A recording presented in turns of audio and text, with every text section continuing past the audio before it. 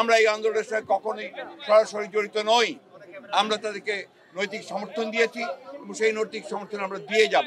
ঢাকা বিশ্ববিদ্যালয় সহ ঢাকা মহানগরের বিভিন্ন শিক্ষা প্রতিষ্ঠানে, ঢাকার বাইরে চট্টগ্রাম, বগুড়া, রংপুর, বরিশাল বিভিন্ন এলাকায় সরকারি বাহিনী এবং সন্ত্রাসী বাহিনী তারা গুলি, সন্ত্রাস, নির্যাতন করে এই আন্দোলনকে বন্ধ করবার প্রচেষ্টা চালিয়েছে। এর ফলে আপনারা দেখেছেন যে 7টি তরুণ তাজা প্রাণ শিক্ষার্থী নিহত হয়েছে। আপনারা দেখেছেন যে সাইদ রংপুরে কিভাবে তাকে সরাসরি গুলি করে হত্যা করা হয়েছে। এক ভয়াবহ এই রকম ঘটনা আমরা আমাদের জীবনে কখনো দেখিনি। দমন নীতি, এই ধরনের যে নির্যাতন, এই ধরনের যে হত্যা, গুম করে যে সরকার আজকে জোর করে ক্ষমতায় টিকে আছে। ছাত্রদের একটা ন্যায়সঙ্গত দাবি কোটার ব্যাপারে, এটা তারা আলাপ আলোচনার মধ্যেই শেষ করতে পারত, কিন্তু শুধুমাত্র তার জেদের কারণে আজকে তারা এই একটা হত্যাকাণ্ড ঘটিয়েছে এবং হত্যাকাণ্ডের তীব্র প্রতিবাদ আমরা জানিয়েছি। আজকেও আমরা এই গায়েবী জানাজাতে আমরা এখানে এসেছিলাম।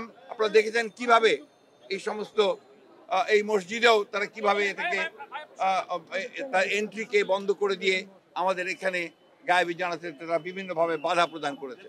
আমরা এই তীব্র নিন্দা জানাচ্ছি এবং কয়েকজন গ্রেপ্তার হয়েছে।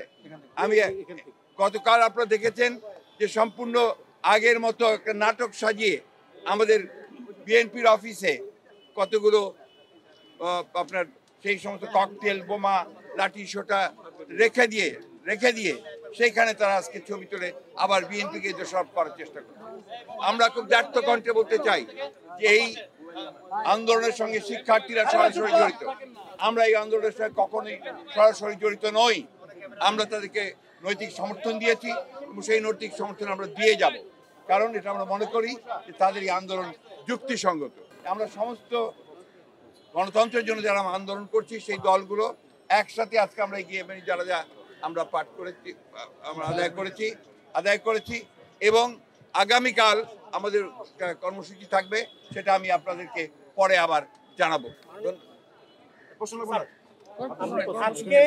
আজকে সমগ্র ঢাকা বিশ্ববিদ্যালয় সহ সমগ্র বিশ্ববিদ্যালয়গুলোর সিন্ডিকেট বৈঠকের পর সমগ্র বিশ্ববিদ্যালয় সারা বাংলাদেশের একে একে বন্ধ করে দেওয়া হয়েছে এবং ছাত্রছাত্রীদেরকে হল ত্যাগের নির্দেশ দেওয়া হয়েছে। ঢাকা বিশ্ববিদ্যালয় পুরোপুরি বিজিবি এবং পুলিশ দিয়ে ভরে ফেলা হয়েছে। ঢাকা বিশ্ববিদ্যালয়ের ইতিহাসে আপনি মানে এই যে বন্ধ করে দেওয়া হচ্ছে, এভাবে কি আন্দোলন দমন করা যাবে? এটা আমরা দেখেছি পাকিস্তান আমলে, পাকিস্তান শাসক গোষ্ঠী এইভাবে তারা আন্দোলন দমন করার চেষ্টা করেছি, কিন্তু সেই দমন করতে পারেনি। ঠিক একইভাবে আজকে তারা যেভাবে চেষ্টা করেছে সেটার সঙ্গে আমরা কোনো মতেই একমত শুধু নই, আমরা এটা ঘৃণা জানাচ্ছি, নিন্দা জানাচ্ছি এবং প্রতিবাদ করছি। আমরা মনে করি যে ঢাকা বিশ্ববিদ্যালয়ের সমস্ত হলগুলোকে খুলে দিয়ে তাদেরকে শান্তিপূর্ণভাবে তার সমস্যার সমাধান করা সম্ভব। এটা সরকার ইচ্ছা থাকলে এটা করতে পারতো, সরকার ইচ্ছাই সেটা নাই।